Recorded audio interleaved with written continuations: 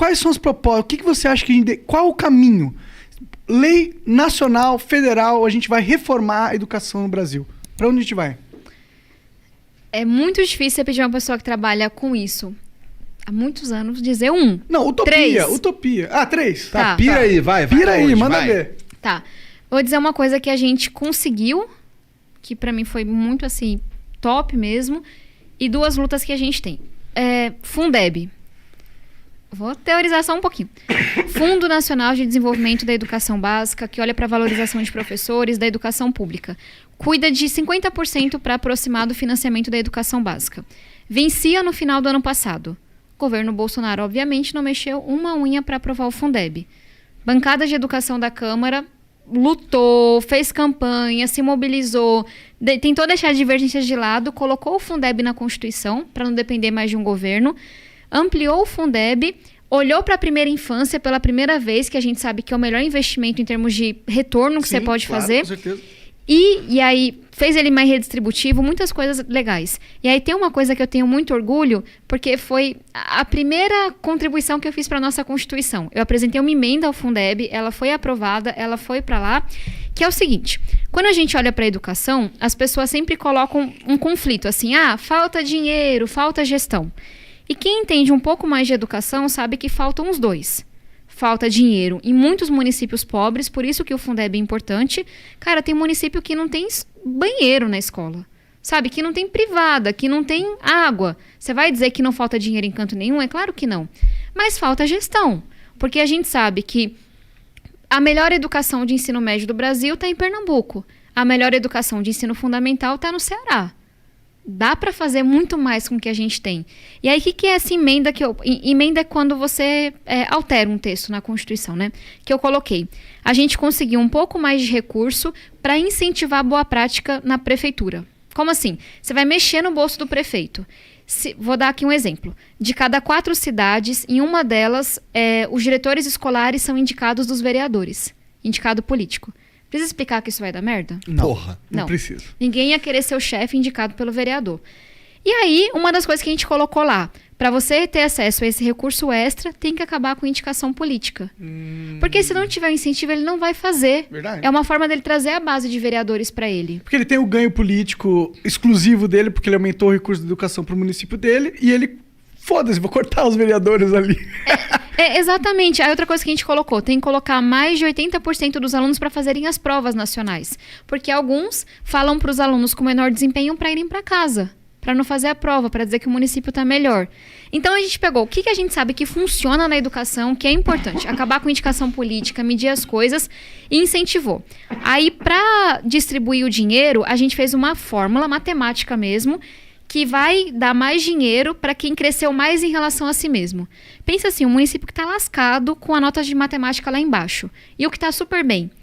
É mais fácil o que está lá embaixo dobrar o seu resultado do que o que está lá em cima, certo? Aí a gente fez uma fórmula, quem melhorar o resultado em relação a si mesmo, diminuindo a distância entre a melhor e a pior escola, entre o aluno branco e o aluno negro, entre o aluno mais rico e o aluno mais pobre, vai receber mais dinheiro. E aí, quando eu apresentei essa emenda, primeiro que o governo não queria falar de educação, né? Tinha uma galera mais à esquerda que falava assim, não, tá errado, você não pode condicionar incentivo financeiro, não sei o quê. Porque não entendia que a nossa emenda foi construída justamente para ajudar o município que está pior. Que é aquele que, se fizer um esforço, ele vai receber o recurso. E aí foi um processo de, sei lá, quase 2 anos de convencimento, a gente conseguiu aprovar. E, cara, eu posso estar sendo idealista, mas eu acho que daqui 10 anos vão falar disso, sabe? Tomara, da hora. Vão falar Parece assim.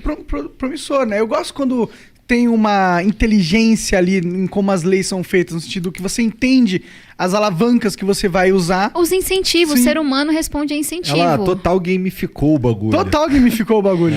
Mas sabe o que é assim? É bônus e ônus, né? Olha o tempão que eu levei para explicar isso.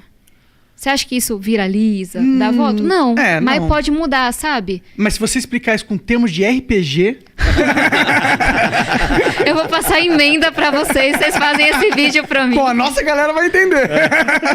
Mas vocês entenderam, assim? Sim. Porque a gente às vezes fica achando que uma lei simples vai mudar as coisas. Não vai. Porque se fosse, já tinham feito. O negócio é mais complexo. Se uma canetada mudasse a sociedade, a não Constituição muda, né? seria linda. Porque tá escrito Até porque é gigantesca, com várias coisas. Então, essa é uma coisa. E aí, como eu já falei demais, vou falar só de mais uma aqui. Ensino médio. A gente tem um nível muito absurdo de evasão. A galera não termina o ensino médio no Brasil. Tipo, sei lá, de cada 10, um não tá terminando. É muito... De cada 5, desculpa, quase um não tá terminando. Nossa, é muito, né? É muito. E aí tem um economista, que é o Paz de Barros, que eu acho foda. Ele trabalha no INSPER, aqui em São Paulo, que ele fez a seguinte conta. Quanto é que custa pro Brasil, sem tirar o custo pro aluno, quem não termina o ensino médio? Ele comparou o grupo que termina com o que não termina. Quem não termina o ensino médio vive 3 anos, 4 anos a menos. Olha que bizarro. Você tira a vida da pessoa. Tem mais chance de precisar do SUS com doença grave. Tem mais chance de se envolver com a criminalidade, de ser preso, etc. Recebe salários menores e é menos produtivo. Assim, o custo não é só para aquele moleque, para aquela menina, é para todo mundo. A sociedade. Aí ele foi somando por baixo, 214 bilhões de reais. Só esses caras que não... Só esses caras. Que saem da escola antes de terminar. 3% do PIB. Aí chega a pandemia... Todas as desigualdades ficam ainda maiores, ainda mais profundas. A gente tem um MEC ausente, que não faz absolutamente nada na pandemia inteira. Tem lá, pelo menos 10% dos alunos já saíram do ensino médio na pandemia. O número de alunos fora da escola sobe para aproximadamente 5 milhões. Imaginem para onde foi esse custo. Para a Casa do Chapéu, né? Lá para cima. Eu só tenho coisa técnica, assim, não tenho uma resposta fácil. Mas esse projeto é massa. Eu gosto, não, eu vamos acho lá. interessante. Aí tem um projeto que foi testado em Niterói, no Rio. Testado é igual eu tinha te falado. Você pega 2 grupos mais ou menos iguais e vê o que acontece quando você faz uma intervenção em um. Que eles começaram a pagar os alunos de baixa renda com uma poupança para terminar o ensino médio. Terminou o primeiro ano, depositou dinheiro. Terminou o segundo, deposita mais. Isso reduziu em pelo menos 1/3 a evasão. E, em alguns casos, aumentou a nota de todo mundo. Você poderia pensar, ficaram os alunos com pior desempenho. 0. Aumentou a nota de todo mundo, em alguns casos. Ou não teve impacto. E aí você vai ver o custo desse projeto para fazer no Brasil inteiro. 1,7 bilhão. Não parece muito pro Brasil. Lembra que o custo era 214 bilhões? Sim. Tipo, assim, se fosse um investimento de uma empresa, o que você faz que tem um retorno de mais de 100 vezes? É muito difícil. Sim. E aí eu apresentei um projeto que dá para o aluno que termina o primeiro ano R$500, só de baixa renda. Segundo, 600. Terceiro, 700. Se ele tem um quarto técnico, 800. No final do ano ele ganha essa boladinha. Ele ganha. Entendi. E aí ele só pode sacar um pedacinho. Ele só pode sacar o todo quando ele termina tudo. Entendi. Tá aí o incentivo. Legal, legal. E aí a gente conseguiu aprovar a urgência depois de muita luta. O deputado Rigoni, que é esse parceiro que eu falava, ele é o relator.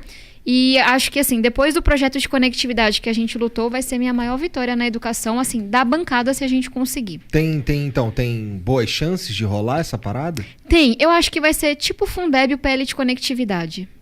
A gente não vai ser igual aqueles projetos de lei, assim, contra a demarcação indígena, que aparece da noite pro dia e é votado, etc. Não tem esse interesse.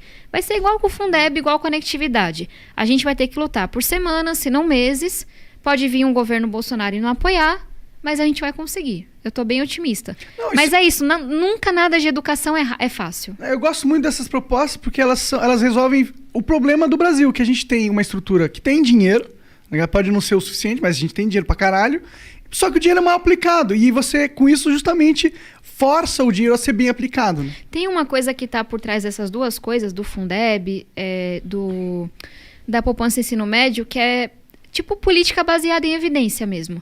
Tem uma coisa que eu defendo, que hoje eu sei que não passaria. Que toda política pública tivesse uma avaliação prévia e posterior. Você só pode apresentar ela se você tem estimado qual é o impacto dela, como é que ela funciona. Por que você acha que não... Isso parece legal pra caralho, por que não passaria? O governo hoje não apoiaria, né? Entendi, mas não dá pra passar sem ele? Eu preciso da base dele pra aprovar. Entendi. O problema. Mas eu acho que na frente a gente consegue. Mas é muito fiel a ele? Ele controla bem essa base ou é só nas questões muito importantes para ele?